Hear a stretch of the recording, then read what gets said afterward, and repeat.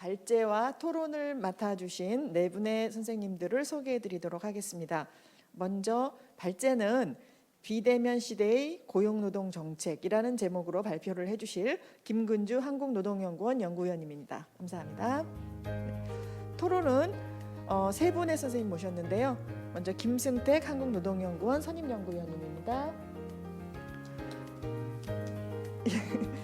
네, 두 번째로는 조용만 건국대학교 법학전문대학원 교수님이십니다.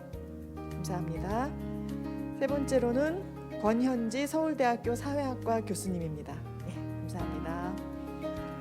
예, 이 온라인으로 토론을 하니까요, 좋은 점도 있는데요. 예를 들면 이렇게 멀리 계신 모시기 어려운 선생님들을 모실 수 있다든가, 아니면 이게 온라인으로 기록에 남아서 나중에 또 다시 볼 수 있다던가 이런 좋은 장점들도 있는데요.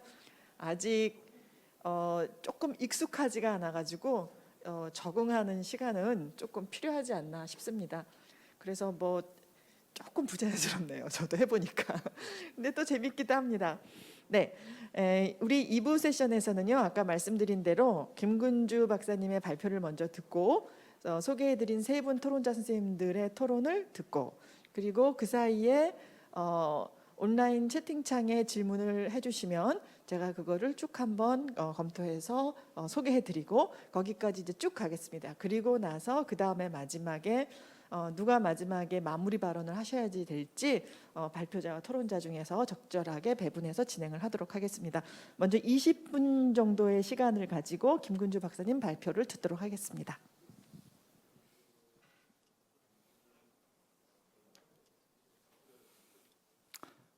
예, 안녕하십니까. 예, 이번 세션 제3주제 발표를 맡은 김근주라고 합니다. 우선 앞에서 두 분의 발제 상당히 흥미롭게 잘 들었습니다. 아마 이 비대면 시대에 있어서의 노동 부분에 있어서의 두드러진 형상인 재택근로, 그리고 실태, 그다음에 원격근로, 그리고 실태 문제점, 그리고 향후 전망에 대해서 말씀을 해주신 것 같습니다. 예, 제가 말씀드릴 부분은 그럼 이런 실태를 바탕으로 해서 과연 우리는 향후에 어떠한 대처를 해야 될 것인지라고 하는 대처 방안에 대해서 말씀을 드리고자 합니다. 즉 어려움을 극복하기 위한 정책적 접근법은 우리가 어떤 방식으로 취해 나가야 될지에 관한 부분을 말씀드리고자 하는데요. 제가 크게 생각했던 점은 두 가지입니다. 우선 무엇을 해야 하는가라는 부분인데요. 이 비대면 시대라고 하지만은 사실은 이 거리두기라고 하는 것은 우리가 의도했던 그런 효과는 아닙니다. 그렇기 때문에 이 어려움을 극복하기 위해서 향후에 어떤 접근법이 필요한가라는 부분인데요. 이 부분은 최근에 있어서 많은 논의들이 있었죠. 이렇게 변해야 된다, 다시는 돌아오지 못하는 시대다, 시대의 전환이다, 여러 가지 논의들이 있었는데 사실 제가 조금 더 강조하고 싶은 부분은 두 번째입니다.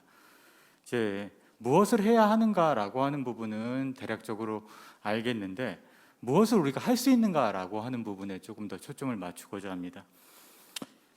불확실성의 이 시대에 있어서 중장기적인 방향이라든지 과제라든지 이런 부분들은 상당히 타당합니다. 그럼에도 불구하고 실질적으로 어떤 것을 해야 될지 모르는 공허한 사태를 또 유발하기도 하는데요.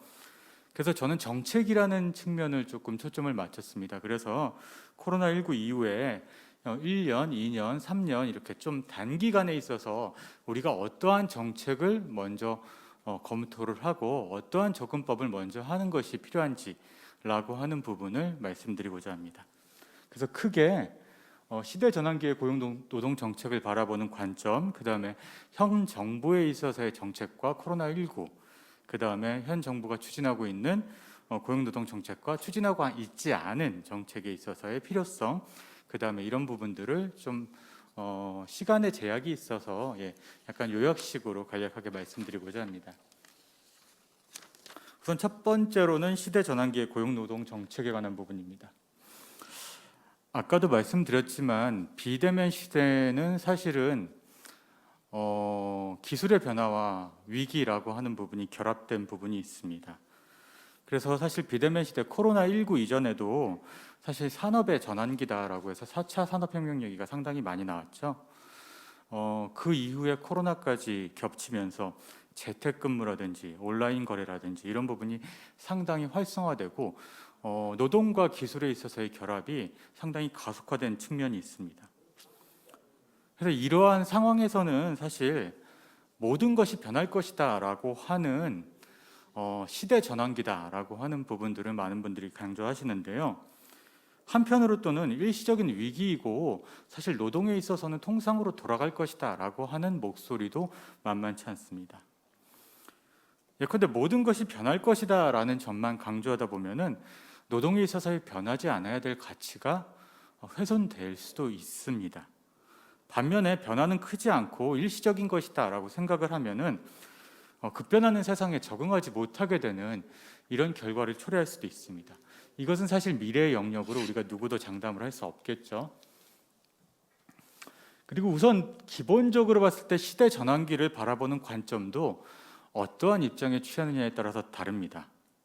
예컨대 아까 제님버그 선생님 속해 계셨던 ILO 같은 경우에는 이 코로나19 이전의 4차 산업혁명도 사실은 미래의 노동이지만 변하지 않는 가치와 변하는 부분이 공존하기 때문에 변하지 않는 가치를 유지하면서 변하는 부분에 대응하는 제도적 대응을 상당히 중시했습니다. 반면에 WEF 같은 경우에는 산업혁명, 4차 산업혁명은 모든 것을 변하기 때문에 선제적인 대응을 하고 이제까지 일하는 방식은 전혀 달라질 것이다 라고 하는 부분을 강조하죠. 결국은 시대 변화에 따른 과제들은 여러 가지가 있습니다. 다만 이것들을 어떻게 접근하는지에 대한 부분은 우리가 어떠한 관점을 갖고 있는지 그리고 우리가 어떠한 접근법을 취하는지에 따라서 조금 달라질 수 있습니다. 확인할 부분들은 물론 있겠죠. 지금 비대면 시대에 산업 생태계가 변하고 있다라고 하는 부분은 부정하기 힘듭니다. 그 다음에 비대면 시대에 있어서의 대면 서비스의 역할도 중요하게 돼 있고 안전한 대면 서비스를 우리가 추구하고 싶어 한다라고 하는 점도 많이 확인이 됐죠. 의료, 돌봄, 교통, 물류, 요식 서비스 등에 있어서의 안전한 대면 서비스의 추구라는 부분이 상당히 사회적으로 강조되고 있습니다. 그럼 비대면 시대의 과제는 무엇이 있을까라고 하면은 산업별 구조조정이라든지 이런 문제들도 사실은 많이 논의가 되고 있지만은 사실은 노동에서는 약간 구조조정이라든지 고용조정 같은 문제들은 언급하기 힘든 것도 사실입니다. 그래서 이런 여러 가지 혼재되어 있는 것들을 정책이 어떻게 풀고 나가야 될까라는 부분이죠. 그래서 저는 이번 코로나19 시대에 사실 우리가 상당히 이제 작은 땅에 많은 인력들이 있는 그런 구조이기 때문에 노동 집약적 산업을 중심으로 한 성장 모델이 근본적으로 재평가될 필요가 있다라고 생각이 듭니다. 그럼 이런 가치들을 우리가 어떻게 정책적으로 수용을 할 것인지 그리고 아까 말씀드렸듯이 좀 단기적인 측면에서는 어떠한 점들을 검토해야 될지라는 부분을 말씀드리고자 합니다.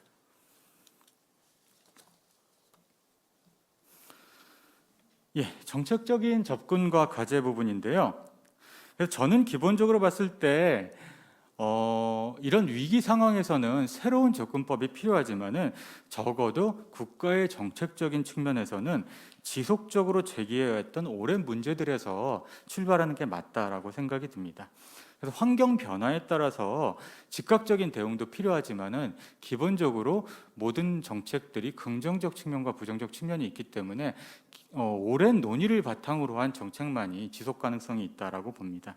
그래서 그러한 오랜 숙제들을 해결하는 와중에 새로운 문제들을 해결하는 것이 중요하지 않을까라고 생각이 됩니다.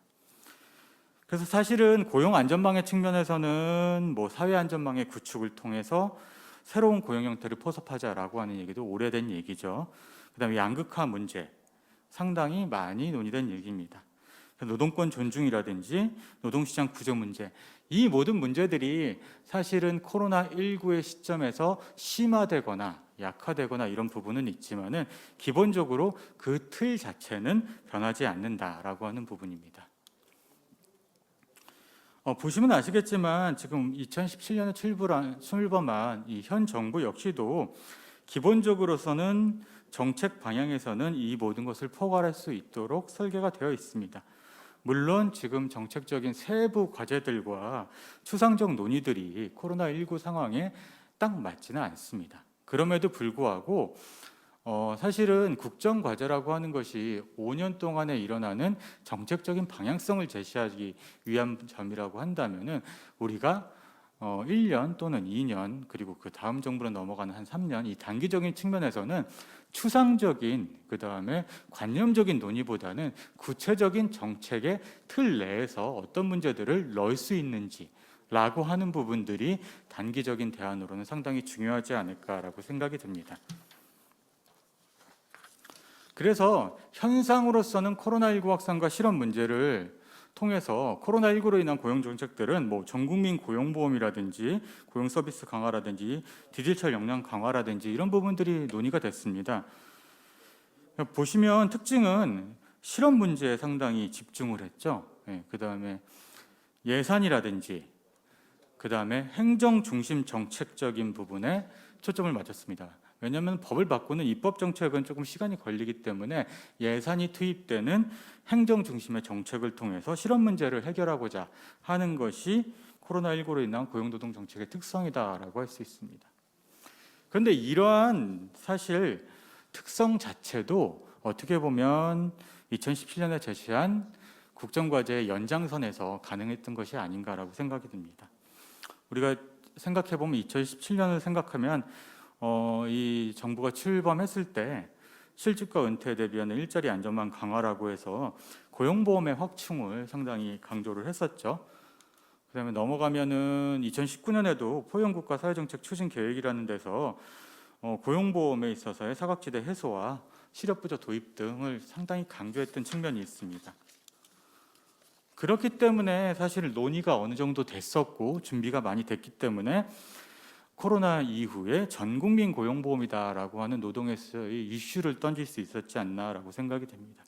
그리고 뭐 미가입자를 유도한다든지 사각지대를 해소한다든지 고용보험을 자영업자까지 확대하겠다라고 하는 이 정책을 던질 수 있었던 것은 기존에서의 충분한 논의를 바탕으로 한 거다라고 할 수 있습니다.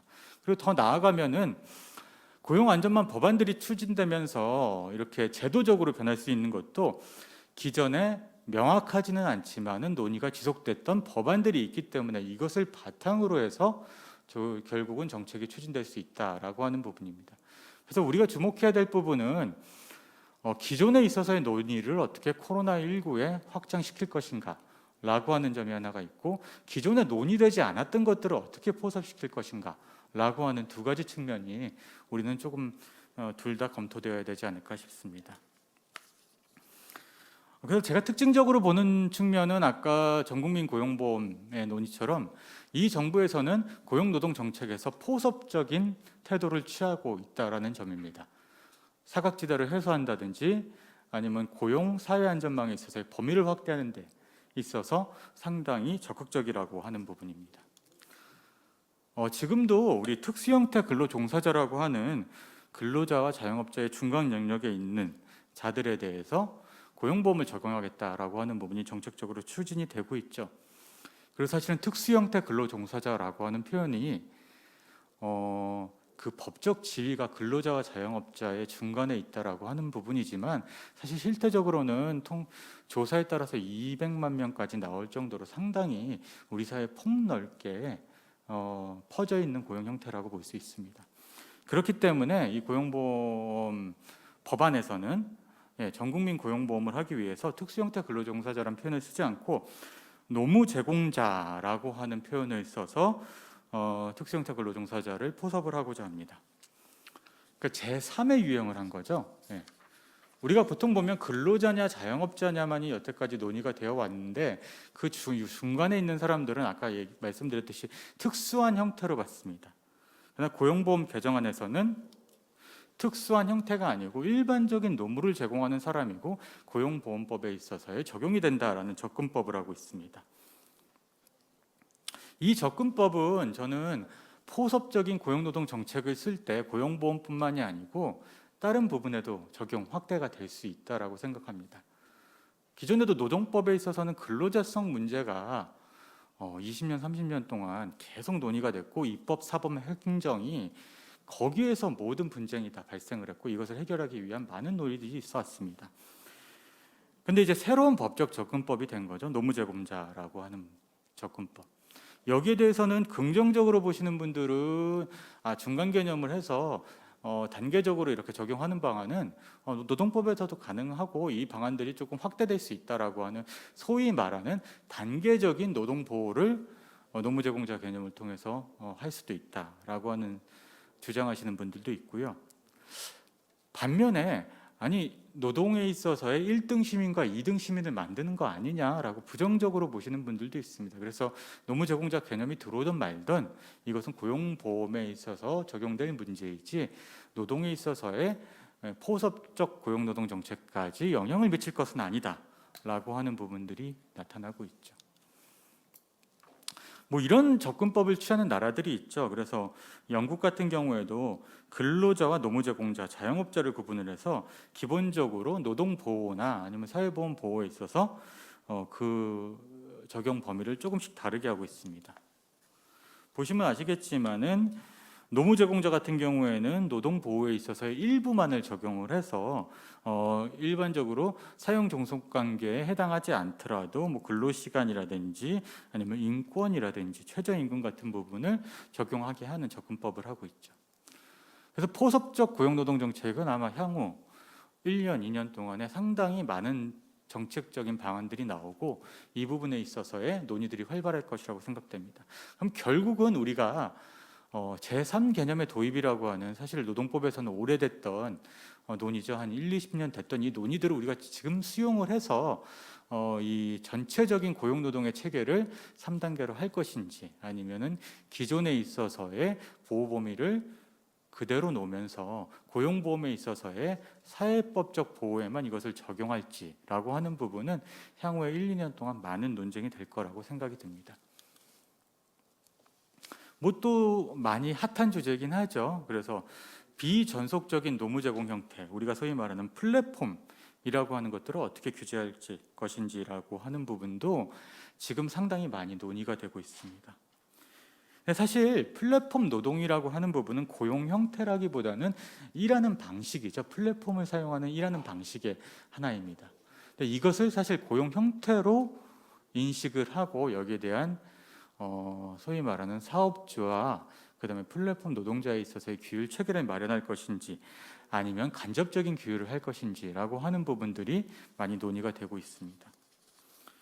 근데 조금 단초를 볼 수 있는 부분은 전국민 고용보험 논의에서 플랫폼 노무 제공 플랫폼에 대해서 법적인 책임을 나눠놨다라고 하는 부분에 우리가 좀 주목을 해봐야 될 것 같습니다.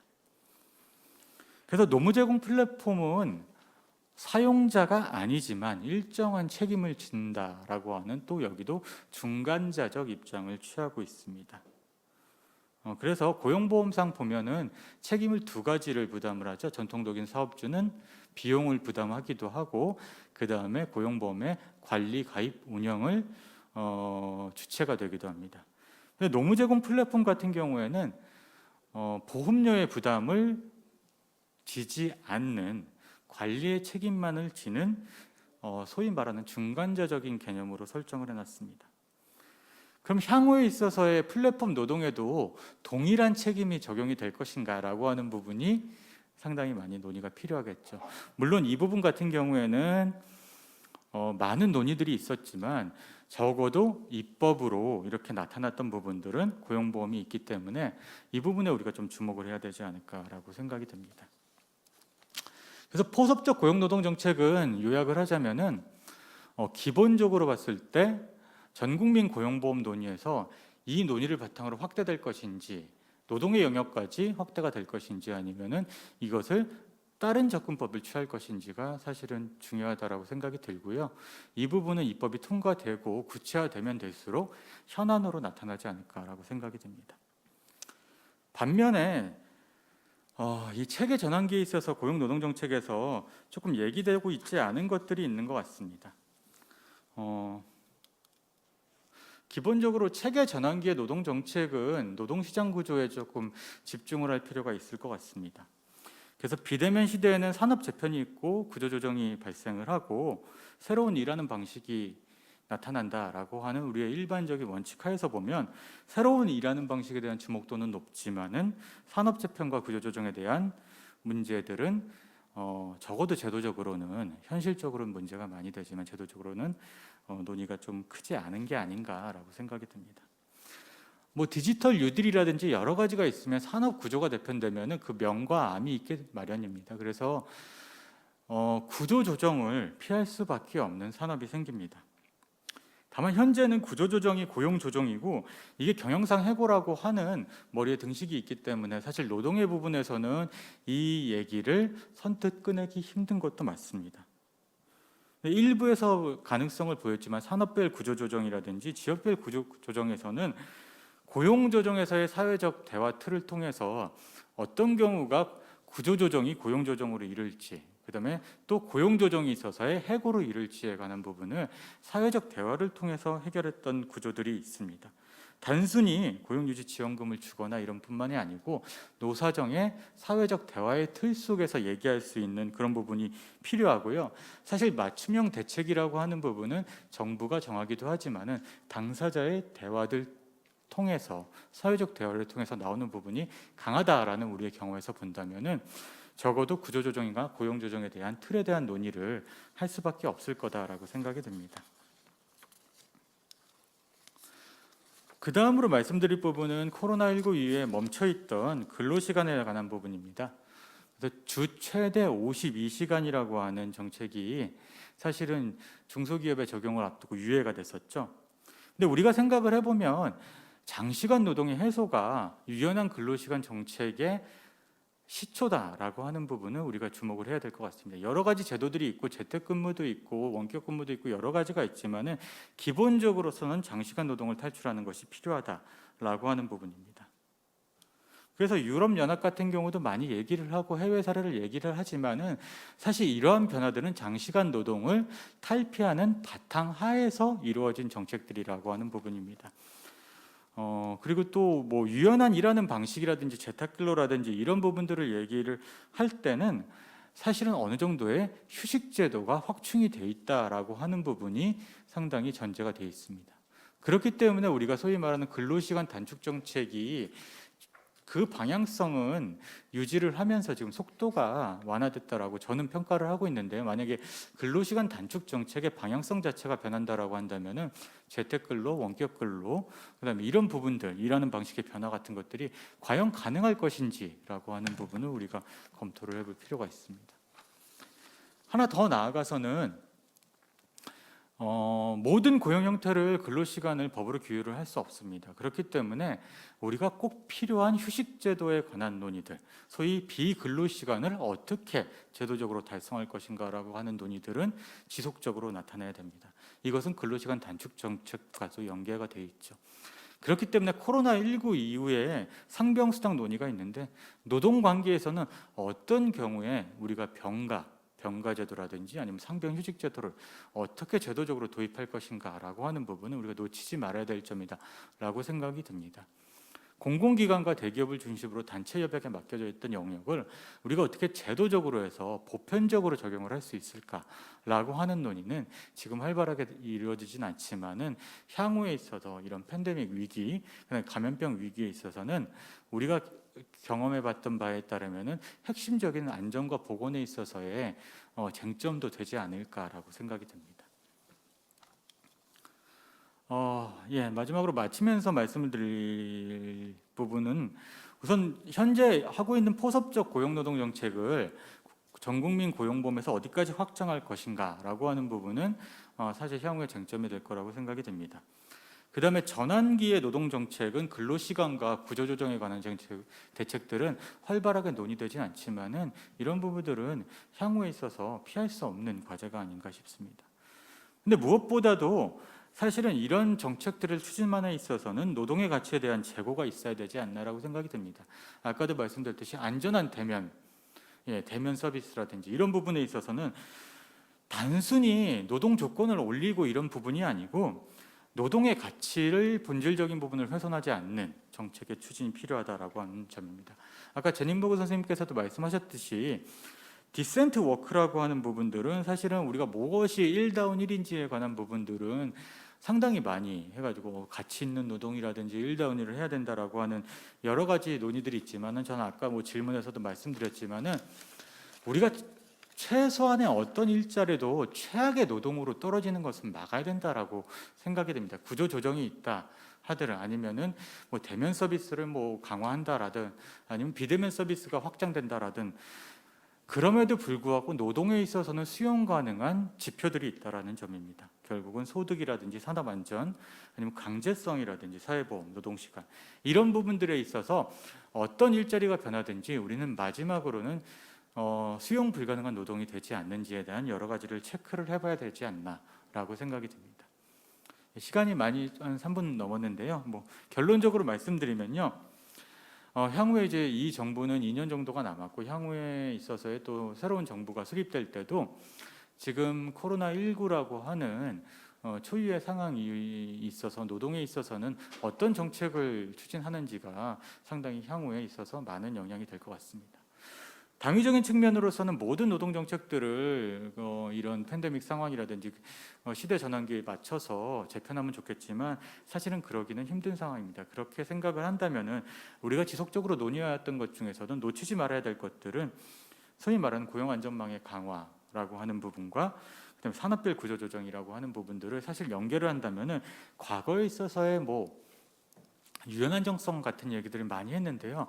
무엇보다도 고용 안전망이 강화되는 경우가 사실은 산업발 구조조정의 전제가 된다라는 측면을 생각한다면은 이제 한국형 안전 유연성 모델이 확립될 때가 되지 않았나라고 생각이 들고요.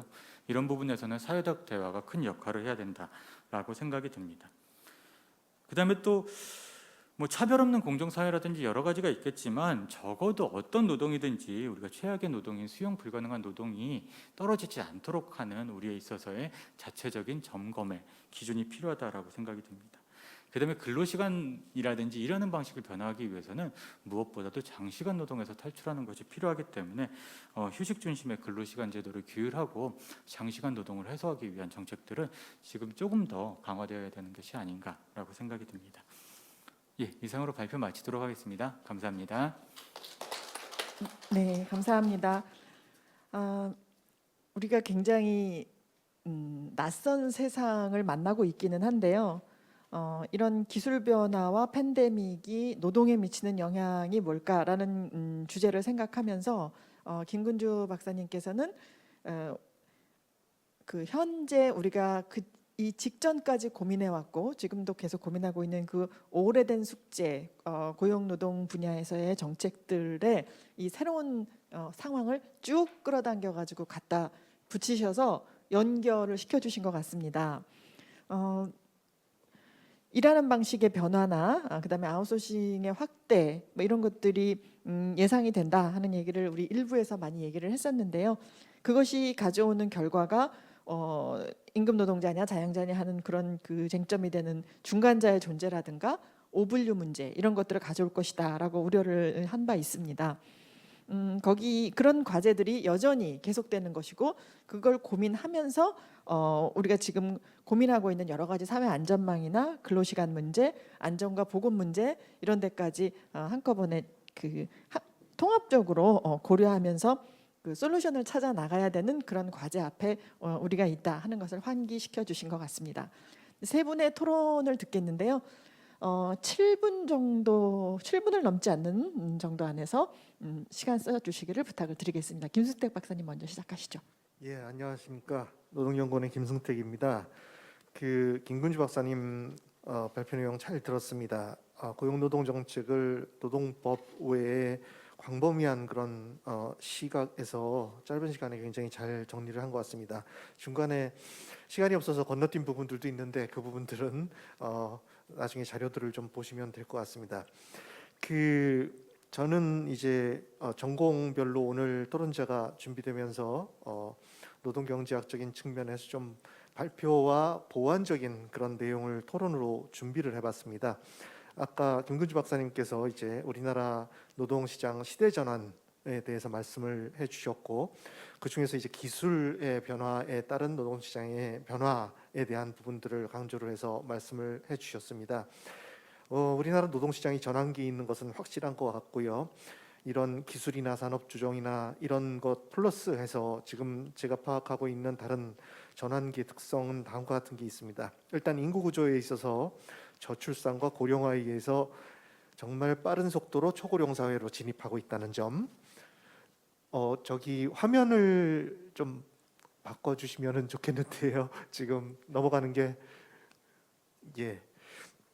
그리고 여성분들의 교육 수준이 급격히 향상됨으로 인해서 지금 여성 취업과 사회활동 참여가 급속도로 확대되고 있는 점, 그리고 노동시장 이중구조의 심화가 패러다임 전환에 있어서 강력한 요구로 발현되는 점, 이런 부분들 또한 지금 노동시장의 전환기에 미치는 영향을 강력하게 주고 있는 그런 전환기라고 생각이 됩니다. 그 와중에 지금 2019년 말에 발생한 이 코로나 바이러스에 의해서 경제와 고용에 심각한 악영향을 미치게 되었고, 이것이 지금 노동시장에 있어서는 플랫폼 노동의 확대, 재택근무와 원격근무의 증가, 그다음 비대면 비즈니스 방식의 확산으로 지금 이어지고 있는 상황입니다. 네, 코로나 바이러스가 미친 영향에 대해서 간단하게 여러 가지 도표를 좀 준비를 해봤는데요. 저희가 충격이 크다라고는 알고 있는데 어느 정도 충격이 큰지 이 숫자들을 좀 확인해 보시면 될 것 같은데요. 11월 17일 기준으로 해서 지금 전 세계의 감염자가 누적으로 5,654만. 이 이후에 또 이제 두 번째, 세 번째 팬데믹이 지금 계속되고 있기 때문에 이 숫자는 계속해서 증가하고 있다고 판단이 됩니다. 다음으로 이제 가장 큰 충격에 있었던 미국의 실업률 변화를 보시게 되면은 지금 가장 충격이 컸을 때 15%에 달하는 모습을 볼 수가 있고, 우리나라 같은 경우에는 실업률이 4.7% 정도라고 이제 얘기를 하고 있지만 실제로 고용 보조 지표를 보게 되면은 우리나라도 마찬가지로 15%가 넘어서는 그런 실업률을 지금 보여주고 있습니다.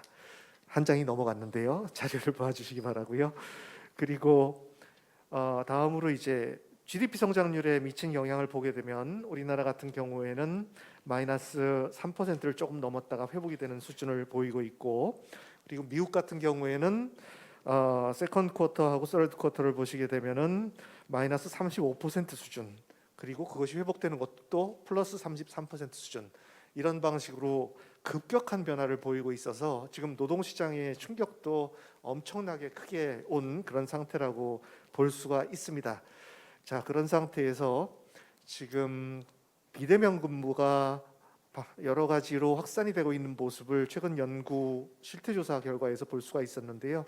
재택근무도 늘어나고 있지만은 서로 출퇴근하는 시간을 바꿔가지고 하는 그런 경우라든지, 그리고 주로 영업직의 원격 근무가 이루어지고 있었는데 그 외의 근무에 있어서도 원격 근무가 가능하게 한다든지, 이런 부분이 확대돼 가고 있고, 소비 활동에 있어서의 변화도 비대면 방식으로, 그리고 일하는 방식도 이제 회의라든지 이런 데서 대면 접촉이 많았던 부분을 비대면 방식으로 바꾸는 그런 모습이 진행이 되고 있습니다.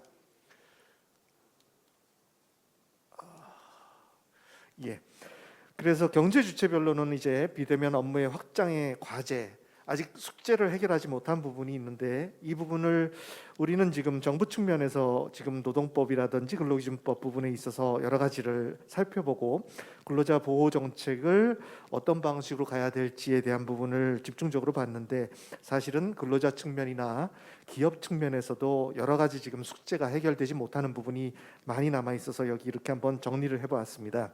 그래서 이런 여러 가지 그 숙제에 대해서 정부에서는 최근에 기획주정부에서 그 가이드라인을 4월 2일에 배포하고, 그리고 뉴딜 종합계획이라든지 비대면 경제 활성화 방안이라든지 이런 부분들에 있어서 지금 지원 정책과 그리고 비대면으로 모든 것을 모든 것은 아니지만 비대면으로서 이 여러 가지 그 코로나 바이러스의 대면 접촉을 방지할 수 있는 그런 부분들을 지금 고민을 하고 지원 정책들을 여기 나오는 자료들처럼 지금 만들고 있습니다. 그 중에서 지금 마지막에 비대면 경제 맞춤형 기반 조성을 보시게 되면은 오른쪽 밑에 플랫폼 노동자 보호 강화에 대한 그런 고용 산재 보험 등의 일자리 안전망 강화와 그다음에 노무 제공 조건, 노무 개선 등 근무 여건 개선이 이 중에서는 핵심이라고 말씀을 드릴 수가 있겠습니다. 이제 마지막 부분에 대해서 말씀을 드리겠는데요. 지금 감염병에 의한 충격이 노동시장에 굉장히 크게 나타났고, 그리고 비대면 업무 방식이 지금 노동시장의 새로운 기조로 나타났는데, 여기에 대응하는 기조는 결국은 고용의 양과 질을 모두 악화시키지 않는 방어적인 기조로서 지금 작동을 할 수밖에 없습니다. 그리고 발제자들의 발표는 고용의 질을 유지할 수 있는 법제도적인 접근을 중심으로 지금 여러 가지 과제를 말씀을 해주셨다고 봅니다. 중요한 말씀들을 해주셨고, 그리고 지금 근로조건의 격차가 같은 회사 안에서도 생산직 근로자들은 출근을 해서 대면 업무를 봐야지 되는데 사무직 근로자들은 재택근무를 하면서 이렇게 변화가 있는 부분들, 그리고 근로시간이 이 감염병으로 인해서 줄어들었을 때 어떤 직종에 있는 분들은 임금이 줄지 않는데 시간당으로 임금을 받는 사람들은 소득이 줄어드는 그런 문제라든지 이런 근로조건의 격차가 나타나는 그런 문제에 대해서도 정책적인 그런 접근이 필요한 부분이다, 이렇게 말씀을 드릴 수가 있겠습니다. 마지막으로 오늘 나온 내용 중에 빠진 부분이 하나 있어서 그 부분에 대해서 좀 말씀을 드리고 싶은 부분은, 제가 굳이 아까 실업의 충격에 대해서 말씀드린 그런 내용은 지금 재택근무를 하게 돼서 근로조건을 지금 정비를 해야 되는 부분도 있지만은 코로나 바이러스에 의해서 실직한 사람들 점점 늘어나고 있습니다. 그리고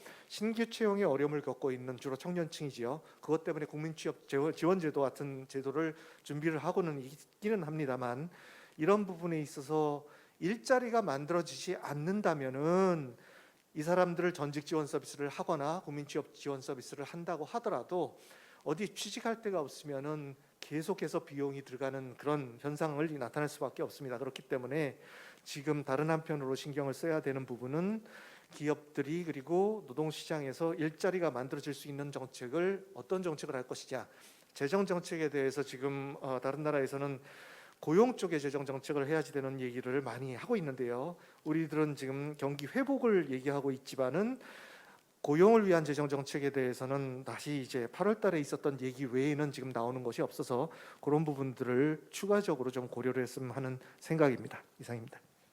네, 감사합니다. 보완적인 토론 준비해 주셨어요. 감사하고요. 두 번째로는 조용만 교수님 말씀을 듣도록 하겠습니다. 네, 반갑습니다. 저는 노동법적인 측면에서 재택근무 그리고 플랫폼 노동 두 가지를 중심으로 말씀을 드리고자 합니다. 일단 먼저 이제 재택근무 또는 원격근무에 관한 내용을 보면은요, 이 재택근무라고 하는 것은 근로자가 자기가 소속된 사업장이 아닌 곳, 근로자의 자택이라든지 또는 사용자의 승인을 받은 제3의 장소에서 이제 근로의 전부 또는 일부를 제공하는 근로 형태로 이해할 수 있습니다. 그런데 이와 같은 재택근무는요, 이 전통적인 노동법의 시각에서 볼 때는 낯선 주제입니다.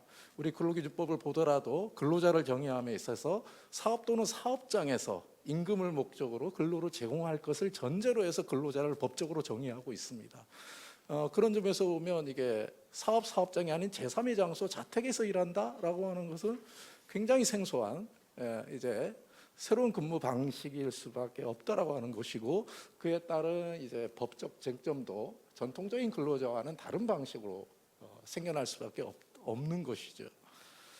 자, 그런데 어쨌든 그동안 우리나라에서 이제 재택근무 등을 포함한 유연한 근로 방식이 도입률이 사실상 저조한 실태였고요. 올해 코로나19 대유행에 따라 이제 재택근무를 실시하는 기업들이 상대적으로 늘어난 것은 이 전염병 감염의 위험으로부터 시작부터 근로자를 보호하기 위한 긴급한 조치 일환이라는 측면이 이제 강하다고 보여지고, 향후에 재택근무가 이 뉴노멀의 새로운 근무 방식으로 정착할 것이냐, 아직까지 단정할 수 없는, 좀 지켜봐야 될 상황이라고 생각이 됩니다.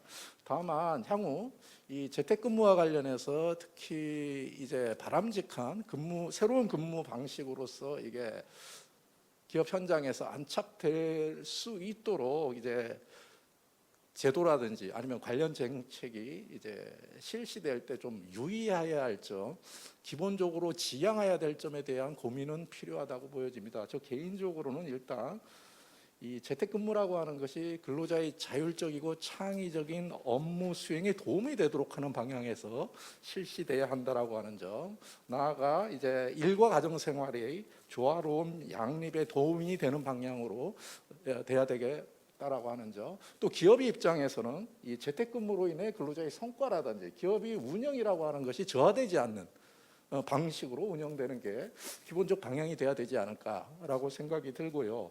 이와 아울러 또 지적해야 할 사항으로는, 물론 이 재택근무라는 것이 모든 업종이 가능한 건 아니고 업무의 특성이나 사회경제적 여건, 기술적 여건을 고려해서 시행을 할 수 있는 부분이 있습니다만, 그러한 와중에서도 근로자 개인이 어떤 희망 내지는 선택이라고 하는 것이 존중될 필요성이 있고, 특히 노사의 참여, 협력이 장려되어야 한다 라고 하는 점이 지적돼야 할 사항이라고 생각이 들고요. 또 중요한 것은 재택근무자가 재택근무로 인하여 근로조건 등에 있어서 불합리한 차별적 처우를 받지 않도록 하는 방향으로 이제 운영이 돼야겠다. 나아가 근로자의 건강이나 사생활이 침해되지 않도록 이제 시행이 돼야 한다는 점도 이제 중요하게 우리가 지향돼야 할 바가 아닌가. 이와 같은 점들이 반드시 뭐 법으로 이제 규정할 필요성이 있느냐에 대해서는 저도 개인적으로도 의문입니다만은, 정책을 수립하고 그다음에 시행함에서 사용자가 유의해서 또 근로자들이 유의해서 이와 같은 방향으로 제도가 안착될 수 있도록 좀 노력을 할 필요성이 있는 부분이 아닌가 생각 들어서 이제 말씀드리는 겁니다. 특히 이 근로자의 희망을 적극적으로 존중, 고려할 필요가 있다는 점과 관련해서는요, 특히나 이제 장애라든지 임신, 육아 또는 간병 등의 이유 때문에 재택근무를 희망하는 근로자에 대해서 뭔가 우선 참여할 수 있는 기회를 부여할 수 있도록 최대한 사용자, 노사가 노력할 필요가 있다라고 하는 점도 아울러 지적하고 싶고요. 또 말씀드리지 않은 사항 중에 하나는 이 안전하고 신뢰할 수 있는 재택근무 환경이 조성될 수 있도록 정보보호, 보안 관리에 관한 노력도 필요하다고 보여집니다. 예, 그다음에 이상 재택근무와 관련돼서 말씀을 마무리하겠고요. 이 플랫폼 노동과 관련해서는 지금 현재 우리 사회에 있어서도 이제 4차 산업혁명 시대, 디지털 혁명 시대의 도래와 맞물리면서 이제 플랫폼 노동 종사자에 대한 사회적 보호라고 하는 것이 사회적 이슈로서 이제 논의가 되고 있는 상황입니다. 그런데 이 플랫폼 노동이라고 하는 것은 전통적인 이제 노동 방식과는 굉장히 다른 이제 방식으로서 이제 접근할 필요성이 있는 거고, 특히나 플랫폼 노동이 갖는 특성 중에 이 플랫폼 노동 종사자에 대한 보호 필요성을 이제 경제적으로 종속되었다는 측면뿐만 아니라 이제 기술적 차원에서 어떤 종속성이라고 하는 측면에서 바라보아서 접근할 필요가 있는 게 아닌가.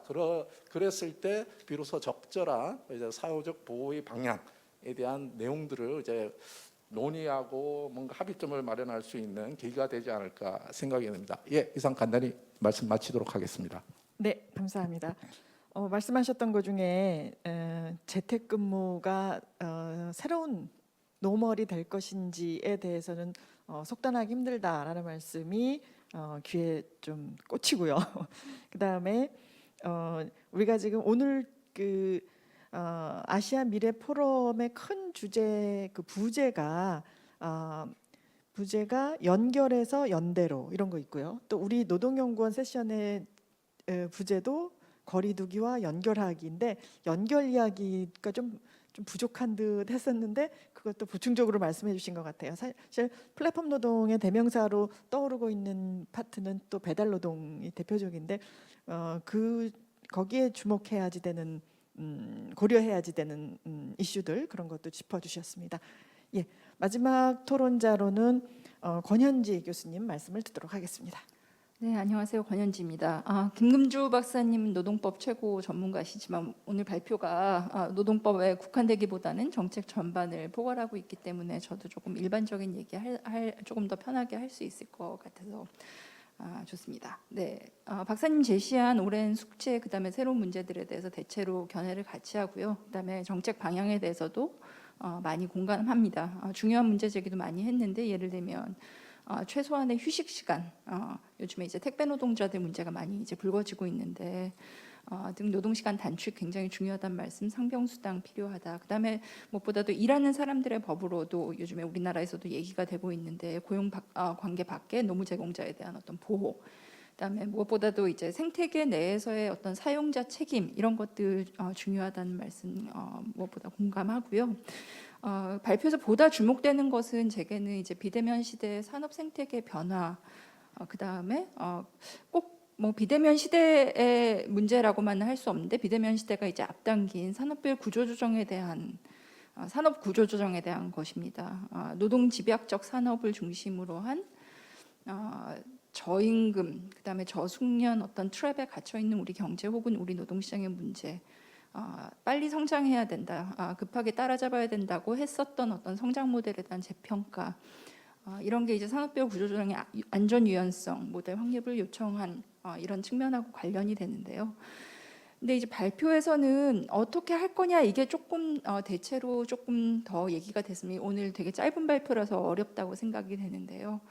우리 사회에서 산업 체질, 일자리의 체제를 바꾸는 것, 고용을 많이 만들 수도 있는 어떤 고용 인프라를 준비하는 것, 이런 거 누가 문제 제기할까? 사회적 대화가 필요하다는 거는 누구나 다 공감할 수 있는데 그 사회적 대화를 촉발할 수 있는 조건이 뭘까?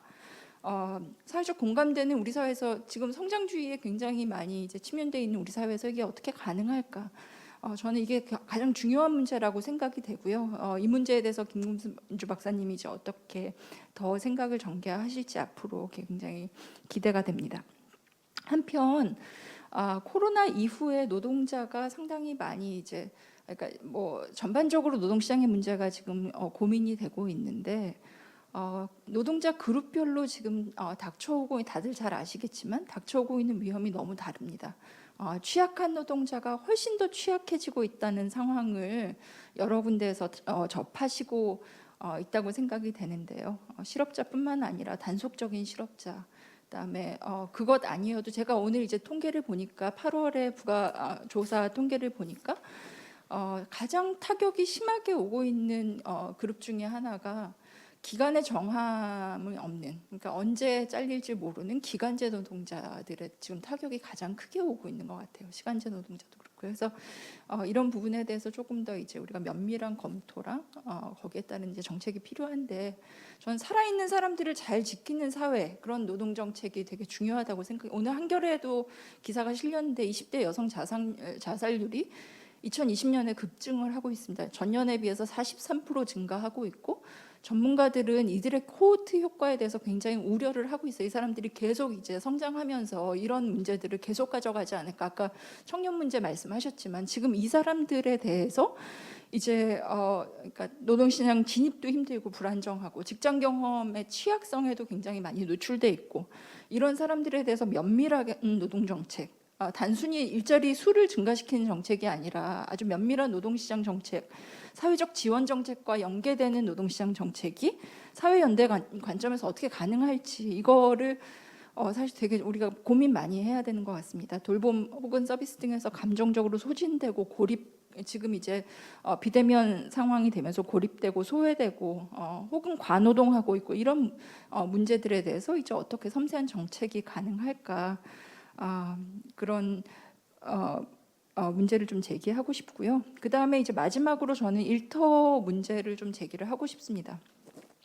일하는 방식의 변화에 대해서 상당히 많이 얘기를 하고 있죠. 그리고 비대면 이제 상태에서 재택근무 우리 사회에서 상당히 확산이 되고 있는 것처럼 얘기하고 있는데, 우리 조금 더 면밀히 들여다볼 필요가 있다고 생각합니다. 유연하게 일하기는 단순히 관련 정책 한 가지를 가져오느냐 아니냐의 문제는 아닌 것 같아요. 많은 사업체들이 사실 그렇게 하고 있지 못하다는 것도 우리가 좀 직면해야 됩니다. 어떤 사람들이 이런 유연 노동이 필요하냐와는 상관없이 어떤 기업이 어떤 조건을 가진 기업이 하느냐가 더 지금 큰 격차를 만들어내고 있는 것 같아요. 그러니까 필요한 사람이 더 많이 쓸 수 있는 지금 상황이라기보다는 할 수 있는 능력을 가진 기업이 유연근무를 훨씬 더 많이 하고 있는 이런 통계를 우리가 볼 수가 있습니다. 앞에 미국의 경우에 봉쇄령과 함께 거의 절반에 달하는 노동력이 재택을 경험했다고 했는데 최근 경제활동 인구조사에 따르면 한국 임금 노동자 중에서 재택을 포함한 유연근무를 경험한 비중은 14%에 불과합니다. 탄력적 근무제를 제외하면 11%에 그쳤습니다. 2019년에 올해 14%인데 2019년에 10.8%인데요. 최근 상당히 늘고 있기는 하지만 올해 이게 엄청나게 우리가 생각했던 것처럼 많이 증가하지는 않았습니다. 재택근무 경험도 상당히 는 건 사실이지만 유연근무 경험자 중에서 20% 정도에 미칩니다.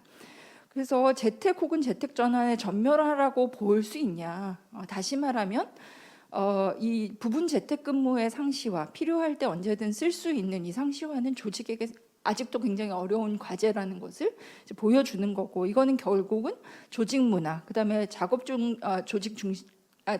어떤 직무 중심성, 다시 말하면 직무가 잘 정의됐냐, 그다음에 직무의 역할과 책임이 잘 정의돼 있냐, 기술 지원, 데이터베이스, 화상회의, 업무 소통 이런 거 제가 노동연구원하고 같이 조그만 서베이를 하나 해서 오늘 아침에 이제 결과를 받아서 봤는데요. 이런 기술 지원을 하고 있는 혹은 기술에 새로 이 투자를 했다고 하는 기업들이 생각보다 상당히 소수에 지금 머물고 있습니다. 그래서 봉쇄가 있었던 나라와는 구별된 우리 사실 필수 노동에 대한 그 정책 우리 정부가 굉장히 빨리 잡아서 이 필수 노동자 대면할 수밖에 없는 노동자에 대한 보호한 거 굉장히 발빠르게 했다고 생각하는데, 근데 문제는 필수 노동뿐만 아니라 직장에 나가야만 했던 사람들이 이보다 훨씬 광범했다는 거.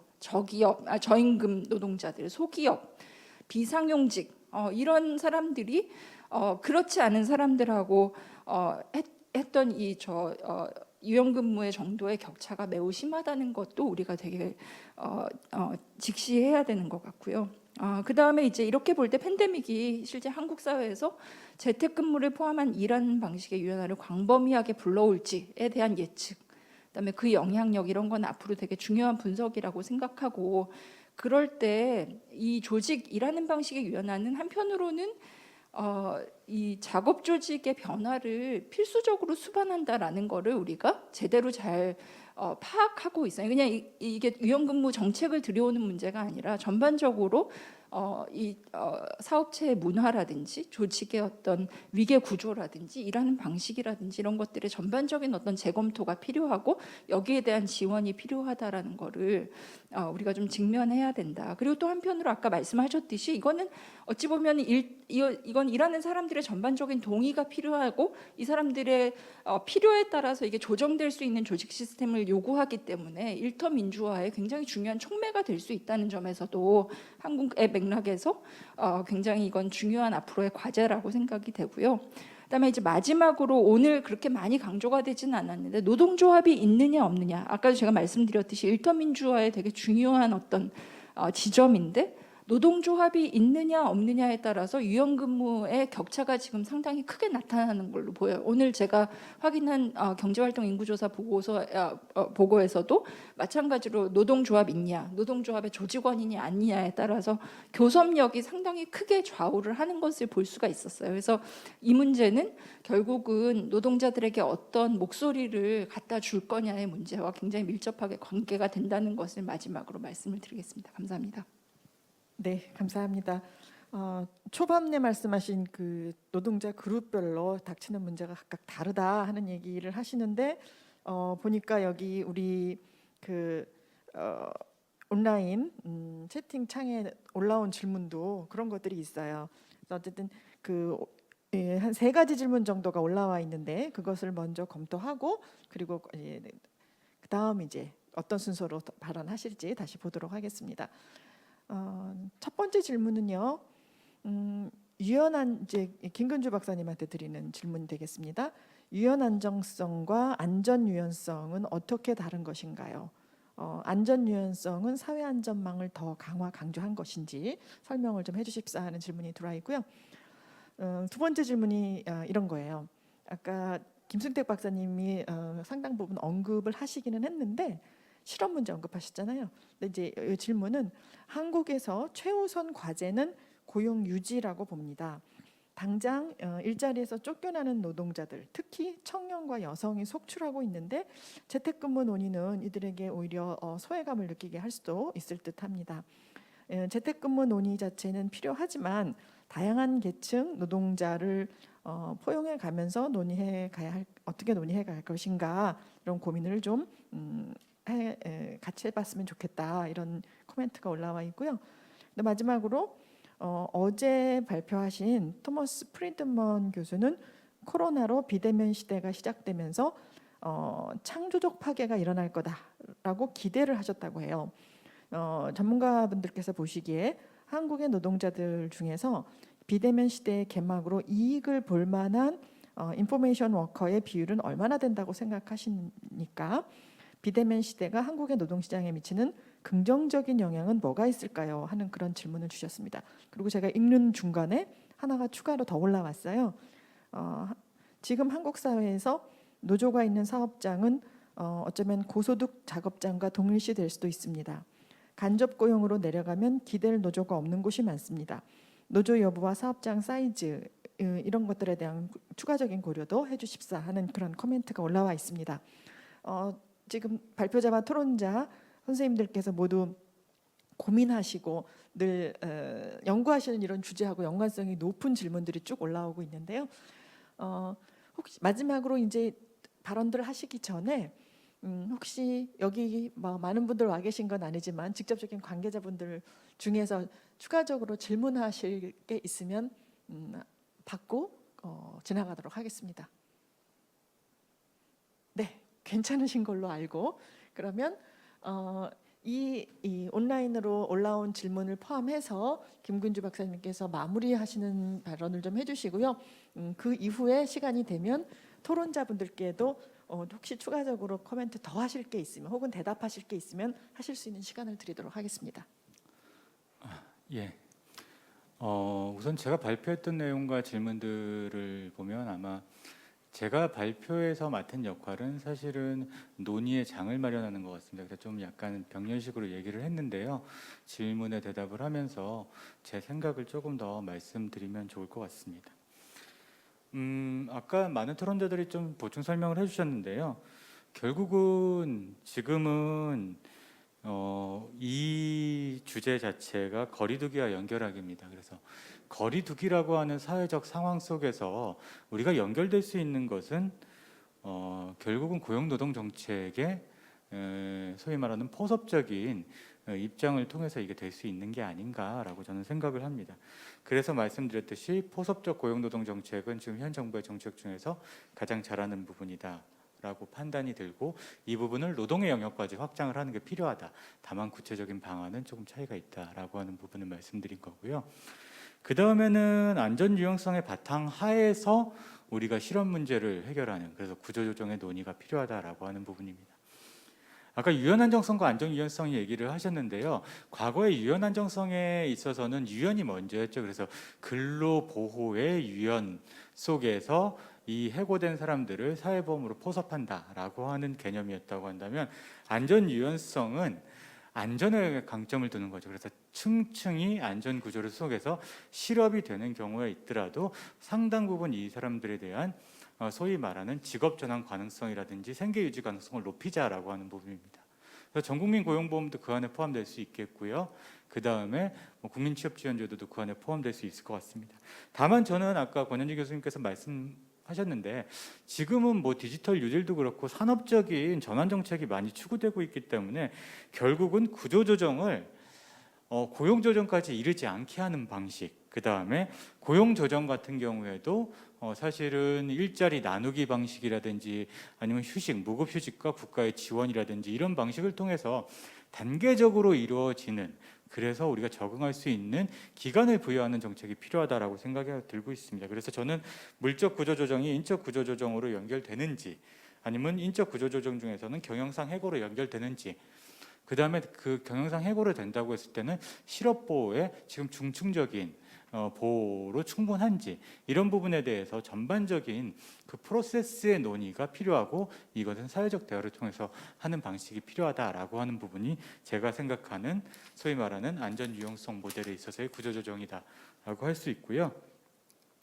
그다음에 아까도 뭐 말씀하셨는데, 이게 일하는 방식 변화도 좋고 재택근무도 좋고 하지만은 사실은 일자리의 문제가 중요합니다. 그다음에 더 나아가서는 장시간 노동을 해서 하는 게 중요합니다. 그래서 이 부분에 대해서는 사실 다양한 일자리나 일하는 방식들을 얘기하는 것은 부분의 문제고, 사실 고용 안정과 그다음에 실업의 문제를 해소하는 게 필요하다라고 하는데요. 김승택 박사님이 얘기하셨던 부분이 제가 가장 고민되는 부분 중에 하나인데요. 일자리 창출에 대한 고용 노동 정책이 부재하다라고 했는데 정말 그런 것 같습니다. 근데 이게 고용 노동 정책이 일자리 창출에 관해서 얘기를 하다 보면 이상하게 노동 보호의 완화와 연결이 되더라고요. 그래서 고용 노동이 일자리 창출에 있어서 할 수 있는 것들을 규제를 조금 완화해야 되는데, 여기에 전통적인 노동 보호가 들어가 버리는 문제가 생겨서 산업 정책으로 추진하는 건 좋지만 이 고용 노동 정책으로 하기에는 상당히 민감한 문제가 아닌가라고 생각이 듭니다. 그래서 저도 이 부분에 대해서도 무언가 말을 하고 싶지만은 사실상 얘기하기 어려운 구조가 아닌가 싶고요. 그래서 어떤 것들이 있을지 사실은 조금 단초가 되는 게 있으면 말씀해 주시면은 향후에 있어서 조금 검토하는 데 좀 도움이 되지 않을까라고 생각이 듭니다. 예, 이상입니다. 네, 세 분 토론자 선생님 중에서 뭐 추가적으로 말씀하실 거 있을까요? 네, 말씀하세요. 김승택 박사님 말씀. 아까 어떤 분께서 지금 실업의 문제, 고용 유지의 문제가 더 중요한데 그런 걸 먼저 다루지 않고 오늘 무슨 재택근무 같은 걸 다루느냐라는 말씀을 하셨는데, 오늘의 주제는 사실은 코로나 바이러스로 인한 비대면 업무, 그다음에 재택근무에 관련된 부분이니까 저희가 여기 집중해서 말씀을 드렸다고 볼 수 있고요. 저도 그 실업과 고용 유지의 문제가 정말 중요하다고 생각하고, 지금 김군주 박사가 서로 반대쪽으로 가는 그런 토끼를 같이 잡기 위해서는 어떻게 해야 되느냐라는 얘기를 했는데, 경제 정책이나 노동 정책이나 그래서 밸런스가 필요하다고 생각합니다. 사회적인 환경이, 경제적 환경이 어떤 상황이 있느냐에 따라서 약간 몇 시 방향으로 갈 것인지를 조절하면서, 만약에 실업의 문제가 가장 중요할 때는 실업의 문제에 조금 더 방점을 두고 정책을 추진하고, 우리 근로자 보호의 문제가 더 한 이슈로 등장했을 때는 또 약간 이동하고, 이런 조정이 필요하지 한 가지 방향으로 가는 그런 방식이 맞다고는 생각하지 않습니다. 예. 네, 감사합니다. 오늘 주제는 사실 그 거리두기와 연결하기라는 것에 약간 그 비대면이라는 키워드를 앞에 내세워가지고 주제를 정하고 시작을 하기는 했었는데요. 막상 여러 가지 이야기를 듣다 보니 우리가 당면한 문제가 점점점 더 크게 다가오고, 이게 우리가 해결해 나갈 수 있는 정도의 수준의 문제인가 걱정이 많이 앞섭니다. 들으시는 분들 포함해서 연구자들 전부 다 같이 한번 지혜를 모아보는 좋은 시간 되었기를 바라고, 이 시간뿐만 아니라 이후 시간에도 계속해서 연결하기, 커뮤니케이션 하면서 해답을 찾아가는 그런 기회가 되었으면 합니다. 예, 오늘 장시간 동안 시청해 주신 오디언스 청중, 온라인 청중 여러분께 대단히 감사드리고, 이 회의를 진행할 수 있도록 연결하기 노동으로 정말 열심히 수고해 주신 많은 스태프 여러분들께 다시 한번 감사의 말씀 전합니다. 감사합니다.